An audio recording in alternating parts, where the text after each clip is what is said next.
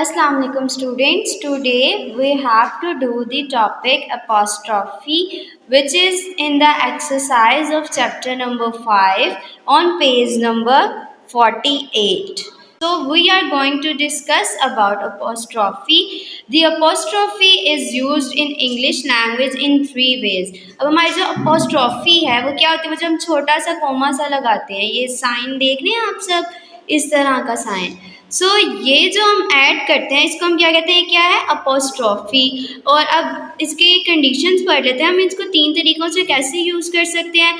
To indicate dropping out of letter in contraction and numbers in a date, कि अगर हम कोई date लिख रहे हैं तो उसमें अगर नंबर हम शॉर्ट कर रहे हैं तो फिर हम अपोस्ट्रॉफी लगा के 08 लगा सकते हैं। और अगर कोई लेटर लिख रहे हैं तो उसमें भी हम अपोस्ट्रॉफी लगा के उसे भी शॉर्ट कर सकते हैं। उन्होंने एग्जाम्पल दी डू नॉट। अब डू नॉट में क्या हुआ, हमने क्या किया, डू नॉट को कंबाइन किया किससे, अपोस्ट्रॉफी के ज़रिए।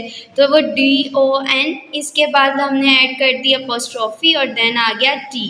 और डेट में भी ऐसे होगा, डेट में फिर हम डायरेक्टली अपोस्ट्रॉफी ऐड करके 08 लिख देंगे। नेक्स्ट फॉर्म हमारे पास आगे क्या है, या कंडीशन इसमें अपोस्ट्रॉफी है वो प्लूरल लेटर्स बनाने में भी यूज़ की जा सकती है। इसकी एग्जाम्पल देखिए, टी के बाद इन्होंने क्या डाली हुई, अपोस्ट्रॉफी देन एस, देन 7 के बाद अपोस्ट्रॉफी देन एस, देन 8 के बाद कोई भी नंबर हो, कोई भी लेटर हो, अल्फ़ाबेट हो, तो उसके बाद हम अपोस्ट्रॉफी डाल के उसे प्लूरल बना सकते हैं। थर्ड कंडीशन हमारे पास आ गई कि ये पोजेसिव नाउन्स और प्रोनाउंस फॉर्म करता है। अब पोजेशन क्या होता है कि आपकी किसी चीज़ पे मलकियत, कि ये आपकी है। पोजेशन शो करने के लिए भी हम अपोस्ट्रॉफी लगाते हैं, जैसे अमजद्स। अब इधर अपोस्ट्रॉफी लगा के एस लगा दिया तो हमें पता चल जाएगा ये चीज़ अमजद की है। और समबडी, प्रोनाउंस होंगे, प्रोनाउंस के साथ भी हम लगा सकते हैं, जैसे समबडीज, इट्स, तो ये शो करेगा ये चीज़ या उसकी खसूसियात हैं या ये चीज़ उसकी है। Now we are going to discuss about the exercise which is on your page number 48, question number 3rd. तो यहाँ पे हमारे एक्सरसाइज का क्वेश्चन नंबर 3rd है, उस page number 48, use apostrophe to form plurals. हमने अपना सेकेंड जो है रूल पढ़ा था कि प्लूरल्स बनाने के लिए भी हम अपॉस्ट्रॉफी यूज कर सकते हैं। ऐसे यूज करेंगे, दी वर्ड हैज 2 ए। अब एक ऐसा लफ्ज है जिसके अंदर 2 दफा ए का लेटर आ रहा है, तो उसको हम शो करेंगे अपॉस्ट्रॉफी लगा के, दी वर्ड हैज 2 ए के बाद क्या आगे अपॉस्ट्रॉफी एस, इसको क्या करेंगे 2 एज। नेक्स्ट हमारे पास आ जाता है dot all I and cross all T in your letter, कि हमने जितने भी आई है वहाँ उस पर डॉट्स लगाने हैं और जितने भी टी है उसको क्रॉस कर देना है। तो इसको हम कैसे लिखेंगे, dot all the i's and cross all t's in your writing. I के बाद हम अपोस्ट्रोफी लगा के एस लगाएंगे, उसके बाद सेम टी के बाद भी अपोस्ट्रोफी लग जाएगी। नेक्स्ट हम, और बाकी के जो आपके क्वेश्चन है वो भी इसी तरह सॉल्व होंगे, तो वो आपने खुद सॉल्व करने हैं। इनको आपने अपनी बुक्स पे लाइंस लगा के जहाँ पे ये स्टेटमेंट लिखी हुई है उसके आगे सॉल्व करना है, वहाँ पे लिखना है।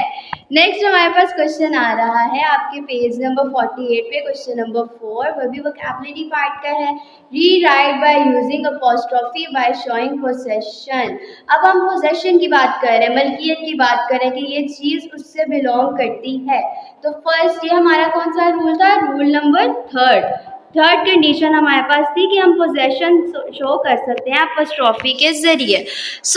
यहाँ पे देखिए फर्स्ट हमारे पास क्या है, क्या स्टेटमेंट आ रही है, लाइट ऑफ द मून। अब हमें पता है मून की लाइट, मून की रोशनी, चांदनी की बात हो रही है, तो यहाँ पे हम क्या कर देंगे, मून्स लाइट। मून के बाद अपॉस्ट्रॉफी ऐड करेंगे और एस, तो moons light. Somebody cap is on the desk. अब यहाँ पे क्या आ जाएगा, समबडीज के बाद अपॉस्ट्रॉफी लग जाएगी, cap is on the desk. और बाकी के क्वेश्चन भी सेम इसी तरह है, कोई डिफिकल्ट नहीं है इसमें, तो आप इसको आसानी से सॉल्व कर सकते हैं।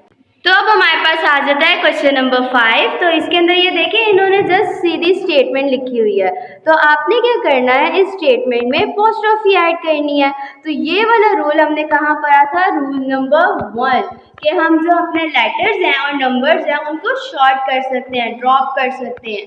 तो यहाँ पे क्या हो जाएगा, अब क्या है हमारे पास, डू नॉट। Do not. इनको इसको शॉर्ट कर लेंगे तो अपोस्ट्रोफी ऐड कर देंगे तो हम इसे कैसे रीड करेंगे? Don't let him go out.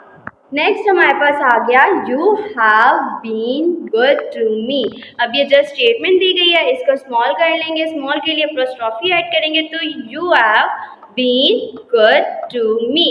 You के बाद अपोस्ट्रोफी लग जाएगी, हैव का जस्ट हम वी ई लिखेंगे, you have been good to me. अपनी बुक्स पे ही ये सॉल्व करना है, ये स्टेटमेंट्स लिखी होंगी उसके आगे लाइन लगा लें और उसमें आपने ही करेक्ट स्टेटमेंट जो है वो लिखेंगे।